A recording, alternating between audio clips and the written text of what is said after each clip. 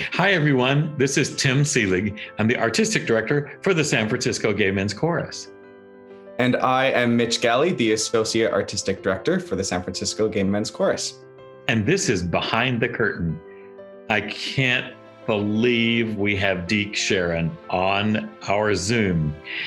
Deke, I'll give you a little short bio, which it's incredibly long, but the things that you would know about are such things as he is currently known, now he's known as the father of modern acapella, and boy, does he deserve that title.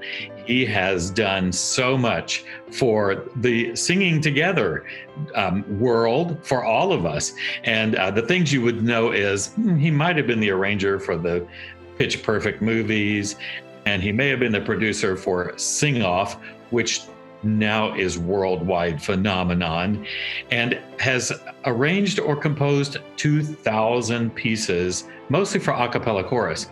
The way we came to know Deke, I'll tell the story a little bit later, but in there you go with ancient history, 2012, we asked Deke if he would arrange most of a concert for us, a cappella, for the Gay Men's Chorus, and he did. And we sang it in June of 2012, and it was called Unplugged because we had no instruments. We snuck a few on stage, and one of those was Deke's mouth.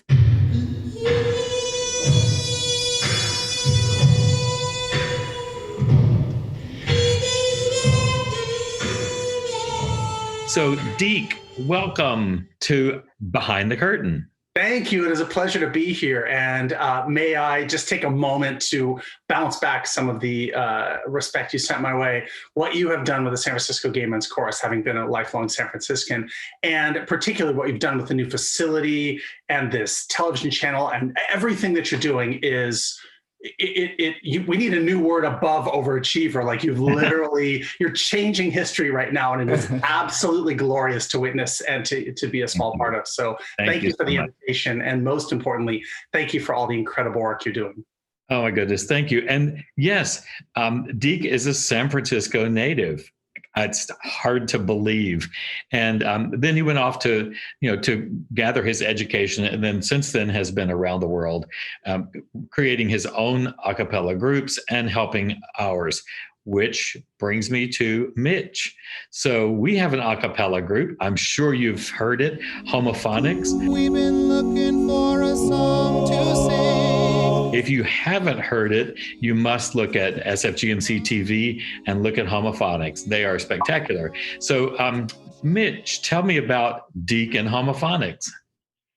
So we were founded in 2015, and that same season, at the end of 2016, we had the privilege of actually getting to work with you in preparation for the GALA Festival in Denver, Colorado.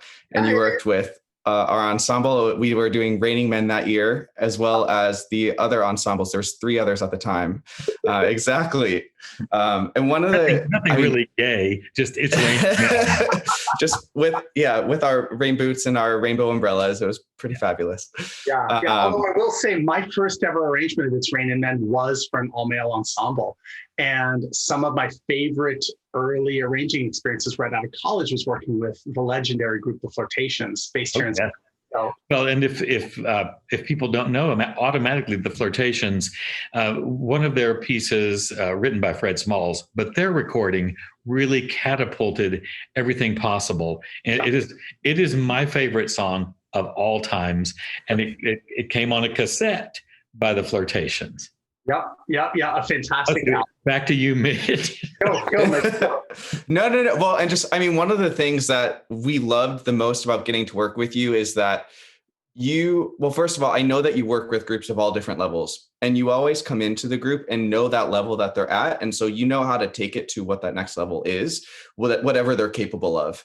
And from when I've seen you work with other ensembles and GALA choruses, one of the big things that you look at is the musicality is obviously important, but you talk about more singing from the heart. And that's something that I have really loved about your method of working with groups. And I'm curious, where did that come from? Because I was working, I remember Aftershock with GMCLA, and you were talking about, okay, you sound incredible. Your technique is great, but now I want to understand the words that you're saying. And actually, we since then have taken that arrangement and we've worked on it. And I worked with my group and that exact same thing of like, we need to bring the heart into it and not just the musicality. So yeah, how did that come to be with your methodology? So I stumbled on it a bit. I mean, I was traditionally classically and chorally trained, having started in the San Francisco Boys Chorus and St. Mary the Virgin church choir, and then went on to study at the New England Conservatory of Music. And so my education is very traditional. And the traditional education is technique, technique, technique, and know the repertoire, know the canon. And when you're a singer on the risers, generally speaking, you have your sheet music open and eyes front, stare at the conductor, and it's all about the notes and the rhythms. And as I moved and morphed into working in contemporary acapella, what basically whipped together with vocal percussion and this new kind of sound and style right out of college, it was really about trying to reach as many people as possible. So my life's work is to spread harmony through harmony and to get more people singing. And I figured the best way to do this is with contemporary music, popular music. And particularly when you're dealing with amateur groups, the word amateur, the French root amour is the love of. And if their love shines through, they can be transformative. But if they're all in their heads stuck, focusing on the technique, it's like the worst of both worlds, right? You're not getting their love out of them, but they're not chanticleer. So like, what do we have on our hands? And so when I would go and work with different groups at different levels, be they scholastic or, retirees, whatever, the first thing I would ask them when workshopping them is, okay, so what are you trying to do with this piece of music? What's your goal? What's the mood? What's the message? What do you want to make the audience feel? And it wasn't a trick question. I wasn't trying to trip them up, but almost always they would look at me with a blank stare and they would say, like, well, I don't know, the lyrics say this, and I'd say like, okay, fine. Yeah, but your version of like, what are you going for? Basically, because I wanted a North Star to help, coalesce all of the coaching that I was going to give them. And it became really clear to me that they didn't know what they were trying to do. And so it was like everybody in choral music and in vocal music has been trying to write a novel, and they're focused entirely on spelling and grammar. Right? It's all technique, but what's the story? What's the message? What are you trying to convey to people? How are you trying to change the world? And how are you trying to make them feel? And so after a couple decades of doing this and pulling my hair out, because literally at every level I was encountering this, I ended up doing a lot of research and writing a book called The Heart of Vocal Harmony. Shameless plug, right? Available on Amazon now. The whole point of the book is not just how do you find emotion, right? Because anybody can trip upon it. And Tuesday night in a rehearsal, you're going to end up having like this cathartic moment. The question is, how do you transform that to Saturday night on the risers? How do you do it consistently? And also, how do you get everybody in the group together on the same page emotionally? That's another tough one. You've got some people who get it right away, other people who are terrified, other people who are closed off, and you really want to get the entire group on the same page, and then being able to bring the emotion time and time again. So it has, in a way, kind of become a bit of a thesis for my coaching. But the thing that's most interesting about this, and I know Tim knows all about that. I'm not saying anything Tim doesn't know. Tim's Gandalf, right? Okay. So, but what happens is when people are locked into the emotional, message of a song, the technique becomes stronger. Right? So when people are singing, I'm walking on sunshine, and they're singing, I'm walking on sunshine, the vowels are dark, their face is loose, or whatever. If they sing with a smile, that smile comes across and the audience can hear and feel that emotion the same way that they can tell what someone's emotion is when they call them on the phone, right? You pick up the phone and someone goes, hello, as opposed to hello, like you hear that difference, eyes closed, you can get that message across. So by focusing on and making sure that there is some kind of central emotional component, what we're doing is also elevating the technique. And it doesn't mean the technique doesn't matter, but it ends up giving it a clear focus. I'll tell you, one of the biggest challenges of all is because we have this ginormous chorus of 275 people, and we sing in halls where the audience is, 40 feet at the least away from the chorus. They get to blend in. I mean, certainly they make a nice choral sound, and yes, they do believe and they sing with a lot of heart. But oh boy, now that we're doing virtual choir videos, they can no longer hide exactly. The very first few that we did were like, oh my gosh, we give terrible face. Like, I wonder if you've ever heard that before. Now you're right, like you said, right here up front. And that's a whole different challenge. So being a San Francisco native, this is a question that Mitch and I talked about this week, that leading into knowing we were going to get to talk to you. Tell me your first memory of the gays. When did you and how did you become such an ally and activist on our behalf? I don't know. All I know is that it could have to do with the fact that my mother, rest her heart, was in the interior design business, and for many years she had a corner showroom in the Gallery Design Center, which is now I think the San Francisco Design Center, and pretty much it was her and a whole bunch of gay men, right? And she brought me there, and I worked for her all summer, the 6th grade, 7th grade, 8th grade, saved up for my TRS-80 computer. And these were just the people who were around. And I found both when I was in high school and then when I went off to college, I found myself just hanging out with a lot of the members of the Gay and Lesbian Society just because I liked them. It's like, here are self-actualized people, right? For them to have come to that point in their own realization in the middle of the 1980s meant a level of self-awareness that I was drawn to. Plus, just the culture of it was warm and embracing to me. And something that's been really interesting as a result of my influences and who I've surrounded myself with over all of these years is a number of people have thought that I'm gay. And the best I can tell them is, yeah, it's basically I'm gay, except that I only am attracted to women. Other than that, I am because I have so many friends and I'm so immersed in this wonderful culture of San Francisco. So it's something that I wear proudly as a part of who I am. The gayest. Well, and so. Right, totally. And the guys in the flirtations, we used to joke. I was like, I'm a breeder, and I'm sorry, I can't help it, but everything else about me, like, I'm here for you. Yeah. Right. Well, I wanted to take that even a step further then. So beyond that, especially like the gay and lesbian choral movement and the GALA consortium, right? What is it that has drawn you? Because you have just shown such a passion and love for that organization and all of the choruses that comprise it. What is it that has drawn you into that? Yeah, I think part of it is the fact that the best singing and the best music that we can make at an amateur level as well as professional level is music that's going to make an impact on the world, right? I only have so much time. I only have so much energy. I can only be so many different places.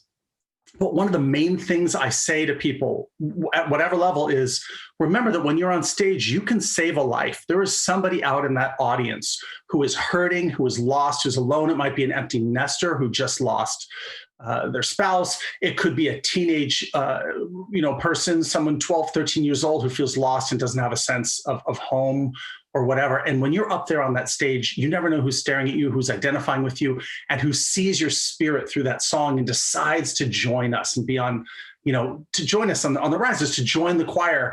And then people's lives are so much fuller. They've got a built-in friend group. If it happens while they're in school, they stay in school longer, their grades are better, and it has a transformative effect on their lives. And I think every single person who's in a GALA chorus understands that fundamental power that they are literally saving lives when they get up. And for members of the community, it's transformative because they see and they feel themselves and they come and join this family.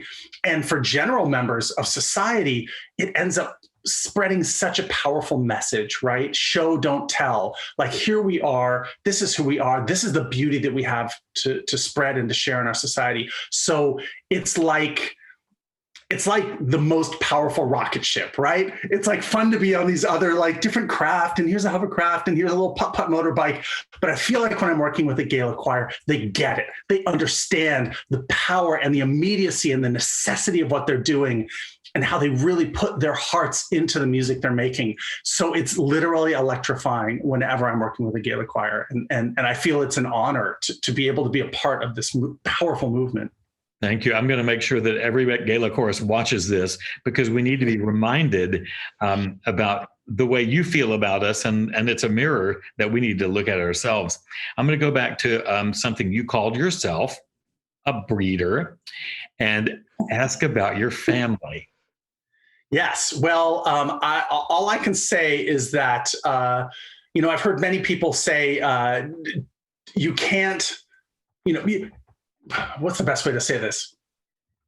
Even if I didn't want my children to be completely immersed in the arts, I wouldn't have any say about it. Now I grew up and there was no music in my family. In fact, I remember the first album I ever asked my mother to buy down at Tower Records, Bay in Columbus, was the soundtrack to Fantasia, the triple LP. And that was my first real exposure to classical music. So thank you, Walt Disney, in the 1940s. Ever. Yeah, it's fantastic. And so I really had to find music for myself. But for my children, it's been a part of their lives from day one. And my ringtone, even on my telephone, is a multi-track that my son did before his voice changed, where he was just like making up a little song. And so both my son and my daughter, Cap, and Mimi, Christian and Mary, are huge advocates for and individuals who have surrounded themselves with the arts, which is exciting to see. And far be from me making a career of acapella to tell them like, well, it's not the safest thing. Like, it's not for everybody, right? Particularly now with COVID, but your heart is full, and that's really the best thing you can hope for. I mean, TikTok and these little sound bites really seem to be the new way that people are moving forward with acapella. And so I'm curious, like, first of all, what are your thoughts on that? And what do you think is going to be the future of the virtual age of acapella for the foreseeable future until we can start singing again? Yeah, well, you might remember back, or you might be too young. Back in the 90s, there was this huge resurgence of interest in Gregorian chant. And there was like some album that topped the album charts that was Gregorian chant. These like weird, unexpected, levels of interest in different kinds of acapella will continue to bubble up throughout history and time, because this music is so great and it's so compelling, and you never know if it's going to be a YouTube video or a TikTok video or some artist throwing it in the back of their music. I think back then there was all that like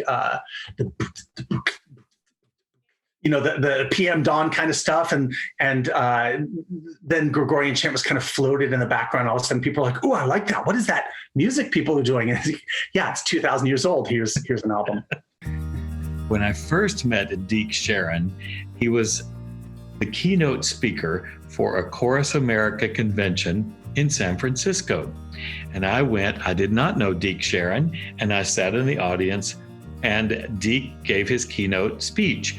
And this was a man from the a cappella world, and the attendees' body language was not all that receptive to Deke Sharon. Most of them, probably that was 10 years ago. They didn't really know who it was. And then he brought up Glee.